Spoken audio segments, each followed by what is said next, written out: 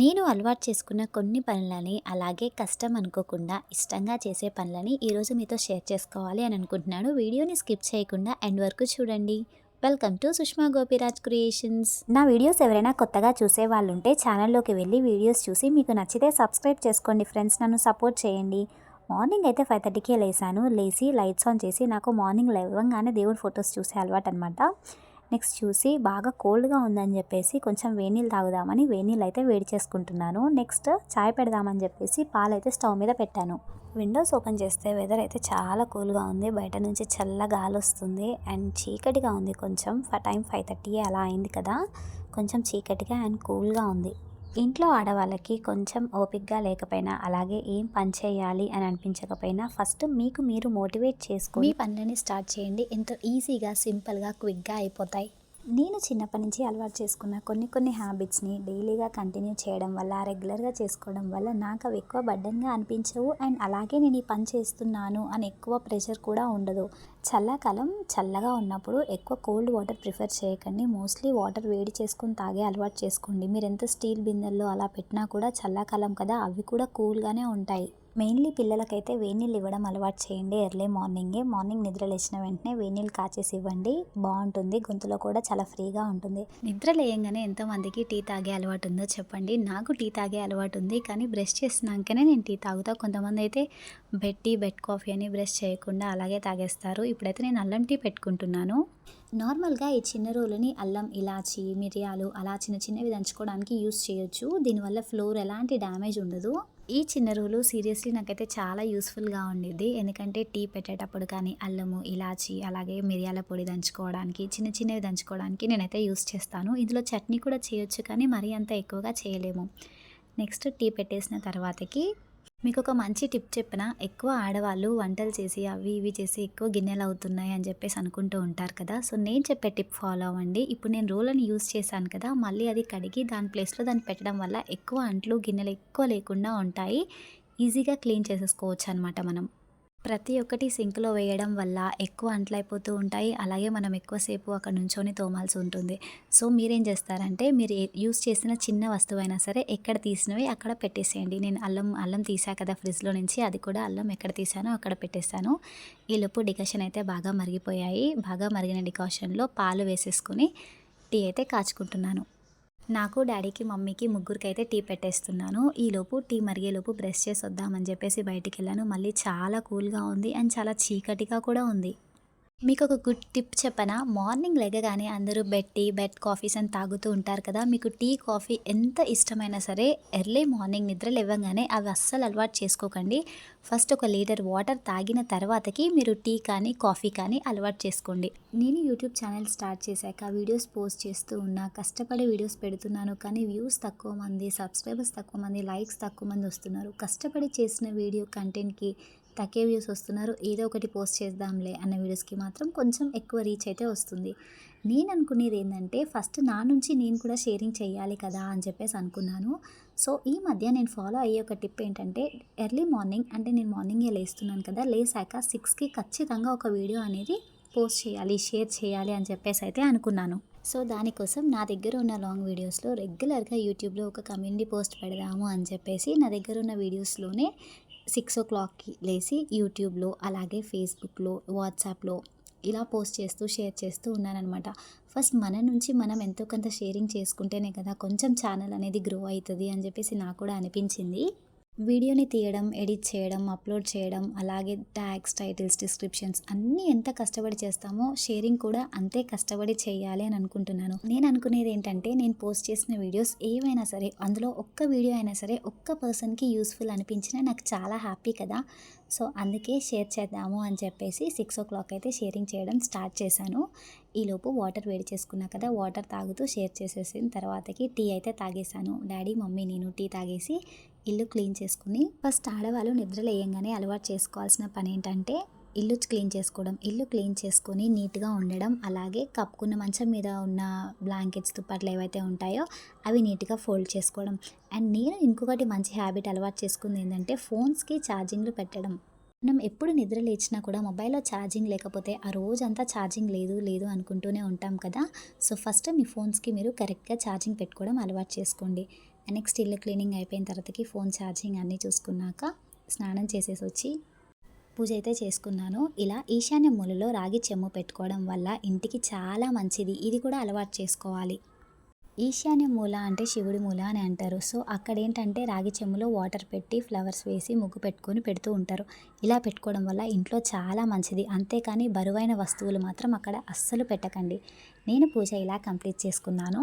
నాకు పూజ చేయడం అంటే చాలా ఇష్టం. ఎందుకో తెలుసా, నేను షేర్ చేసుకోలేని విషయాలన్నీ నేను దేవుడితో షేర్ చేసుకుంటానన్నమాట.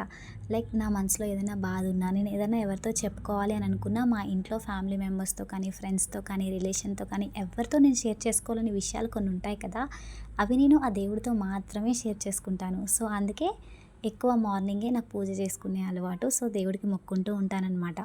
నా హ్యాపీనెస్ని కానీ, నా సాడ్నెస్ని కానీ నేను చెప్పుకోవాలన్నా ఆ దేవుడితోనే షేర్ చేసుకుంటూ ఉంటాను. ఇది నేను ఒక మంచి హ్యాబిట్ లాగా నేను అనుకుంటానన్నమాట.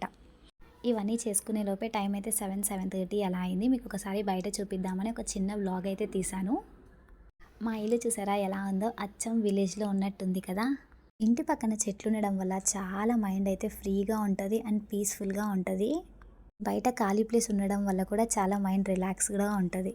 అండ్ నేను ఇంకొకటి చెప్తాను, మీ పిల్లలకి మీరు చెట్లు పెంచడం అలవాటు చేయండి. చిన్న మొక్క అయినా సరే, పెద్దదేం కాదు, చిన్నవైనా సరే చిన్న పాట్స్లో పెట్టడం, చిన్న కుండీలలో పెట్టడం అలవాటు చేయండి. అండ్ నెక్స్ట్ మా తమ్ముడు ఇప్పుడే లేసాడు. ఈలోపు బెడ్రూమ్లోకి వచ్చేసి పైన బెడ్ మెస్సీగా ఉంటే నాకు అస్సలు నచ్చదు. వాటిపైన దుప్పట్లు కానీ, నార్మల్ బెడ్షీట్స్ కానీ, ఏవైనా సరే బట్టలు కానీ ఉంటే నాకు అస్సలు నచ్చదు. సో వాటిని అన్నిటినీ ఫోల్డ్ చేద్దాము అని చెప్పేసి ఒక్కొక్కటి నీట్గా ఫోల్డ్ చేసుకుంటూ ఉంటానన్నమాట. మా ఫ్రెండ్స్ చాలామంది అంటూ ఉండేవాళ్ళనమాట, నువ్వు బట్టలు నీట్గా పెట్టుకుంటావు, నీట్గా మడత పెడతావు, అది ఎలా అని చెప్పేసి. అది ఎలా కాదండి, మీరు డైలీ అలవాటు చేసుకోండి ఫోల్డ్ చేసుకోవడం. మీ బట్టలు మీరు నీట్గా ఫోల్డ్ చేసుకొని పెట్టుకోవడం నేర్చుకున్నారు అని అంటే ఆటోమేటిక్గా మీరు అన్నీ ఫోల్డ్ చేసుకొని పెట్టగలరు. బట్టలు ఎప్పుడైతే నీట్గా ఉంటాయో, ర్యాక్స్ ఎప్పుడు నీట్గా ఉంటాయో అప్పుడు చూడడానికి మన ఇల్లు కూడా చాలా నీట్గా ఉంటుంది. పెద్దవాళ్ళు ఎవరైతే ఉంటారో ఫస్ట్ మీ ఆడపిల్లలకి మీరు ఎలా బట్టలు మడత పెట్టుకోవాలో నేర్పించడం అలవాటు చేయండి. కొంతమంది ఇళ్లలో, కొంతమంది ఫ్యామిలీస్లో నేను చూశాను, మా ఫ్రెండ్ సర్కిల్లో కూడా 25 to 30+ ఏజ్ ఉన్న వాళ్ళకి కూడా బట్టలు ఎలా నీట్గా మడత పెట్టుకోవాలో రాదు. అసలు వాళ్ళ వస్తువులు వాళ్ళు ఎలా నీట్గా పెట్టుకోవాలో రాదు. ఎవరైనా చెప్తే వినరు. అది వాళ్ళ మిస్టేకా, వాళ్ళ పేరెంట్స్ మిస్టేకో నాకైతే అర్థం కాదు. కానీ నేను చెప్పేది ఏంటంటే, ఫస్ట్ మీ పిల్లలు వినకపోతే మీరు చెప్పండి, ఇంత వయసు వచ్చింది కదమ్మా, నువ్వు ఇలా మడత పెట్టడం నేర్చుకో, ఇలా పని చేయడం నేర్చుకో అని చెప్పి మీరు ఫస్ట్ పనులు నేర్పించడం అలవాటు చేయండి. ఇంట్లో పనులు రాకపోతే తనను ఒక విలువ లేని దానిలాగా చూస్తారు. ఏ ఆడపిల్లకైనా సరే ఫస్ట్ ఇంట్లో పనులు వచ్చి ఉండాలి. రేపు మీరు పెళ్లి చేశాక అత్తగారింటికి వెళ్ళిన అమ్మాయికి ఇంట్లో పనులు రాకపోతే ఒక విలువ లేని దానిలాగా చూస్తారు. అలాగే ఆ అమ్మాయిని లెక్క కూడా చేయరు. ఇంట్లో అన్ని పనులు వచ్చిన అమ్మాయిలే ఇయ్యాల రేపట్లో కొంతమంది అత్తలు అస్సలు లెక్క లేకుండా, విలువ లేకుండా మాట్లాడే రోజులు ఇవి. అలాంటిది అస్సలు ఏమి పనులు రాకపోతే నెక్స్ట్ ఇంకా వాళ్ళ సిచ్యువేషన్ ఏ స్టేజ్లో ఉంటుందో మీరే ఆలోచించుకోండి. సో చిన్నగా పనులు చేయడం అలవాటు చేసుకోండి. ఇల్లు నీట్గా పెట్టుకోవడం, ఏదైనా సరే నీట్గా ఆర్గనైజ్ చేసుకోవడం, మీ అంతటా మీరు మీ పనులు మీరు చేసుకోవడం అలవాటు చేసుకోండి. నేనైతే బట్టలు నీట్గా మడత పెట్టేశాను. అండ్ బట్టలు ఎవరికి వాళ్ళకి నీట్గా సపరేట్గా ఆర్గనైజ్ చేయడం వల్ల ఎవరి బట్టలు వాళ్ళకి ఈజీగా కనిపిస్తాయి అన్నమాట.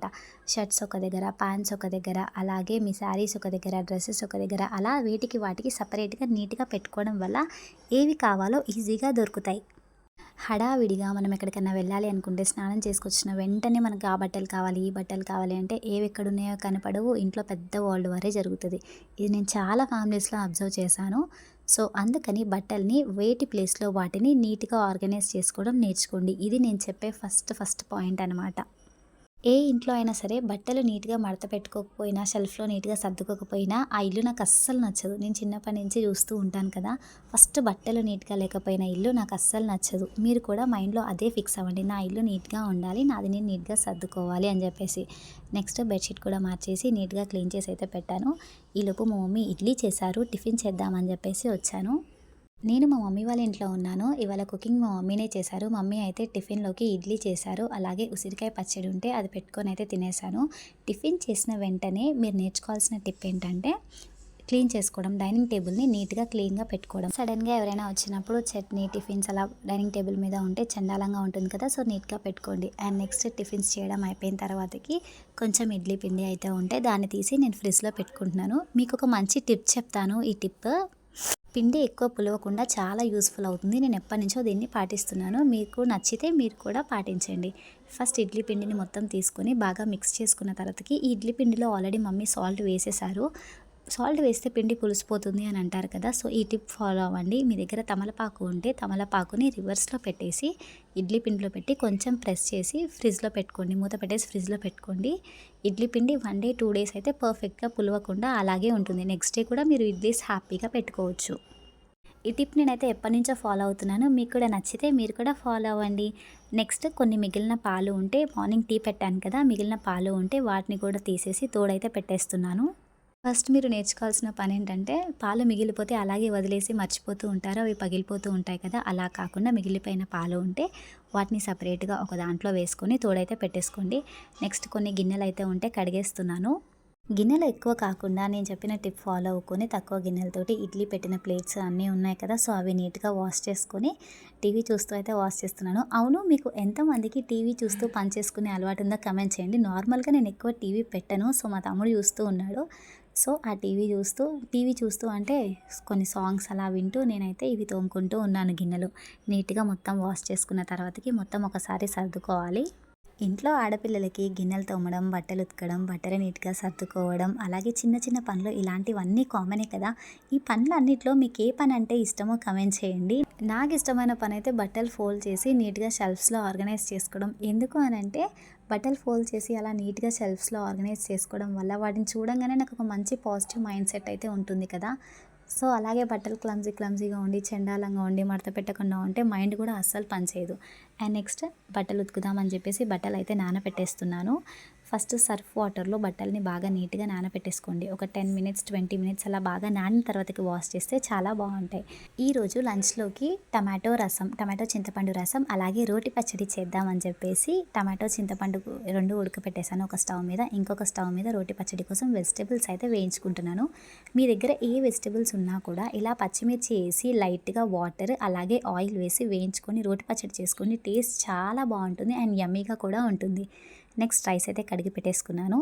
ఈలోపు రోటి పచ్చడి కోసం ఇవన్నీ వేయించుతున్నాననమాట. వేయించిన తర్వాతకి రోట్లో వేసుకొని దంచుకుంటే అబ్బా! యమ్మీ టేస్ట్ అసలు.